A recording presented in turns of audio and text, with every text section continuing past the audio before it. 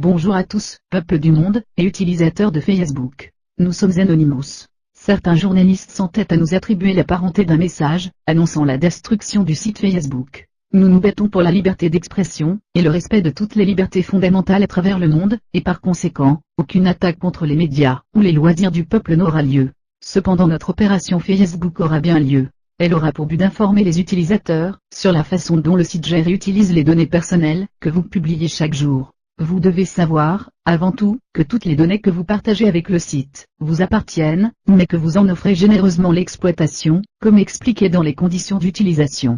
Vous accordez une licence, non exclusive, transférable, sous-licenciable, sans redevance et mondiale, pour l'utilisation des contenus de propriété intellectuelle, que vous publiez sur Facebook, ou en relation à Facebook. Vos photos vidéos pourront donc être exploitées. En vous inscrivant, vous accordez à Facebook le droit irrévocable, perpétuel, non exclusif, transférable mondialement, d'utiliser, copier, publier, diffuser, stocker, exécuter, transmettre, scanner, modifier, éditer, traduire, adapter, redistribuer n'importe quel contenu déposé sur le site. Désactiver votre compte ne sert à rien. Facebook garde vos données en mémoire, la seule et unique solution est de supprimer totalement son profil. Car même lorsqu'une personne meurt, il est sauvegardé. De plus, toutes vos données peuvent être conservées et utilisées pendant plusieurs mois après leur suppression. Facebook exploite ces données en termes de statistiques, comme le prouve la charte de confidentialité. Si vous adhérez à la page d'un artiste que vous aimez, et que vous avez l'habitude de porter des casquettes sur vos photos, ne vous étonnez pas de retrouver ces mêmes accessoires dans le prochain clip de cet artiste.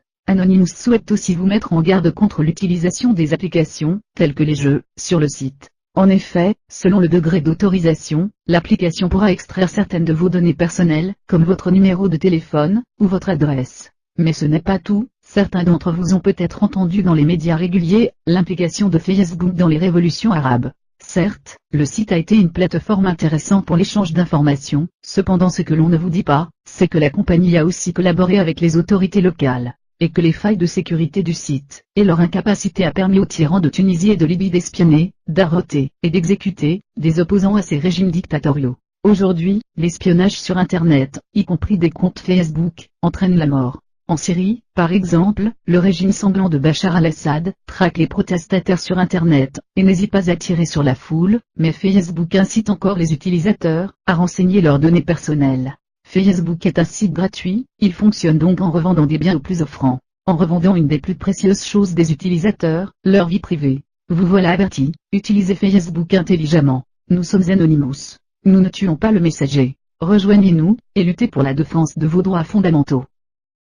We are anonymous. We are legion. We do not forgive. We do not forget. Expect us.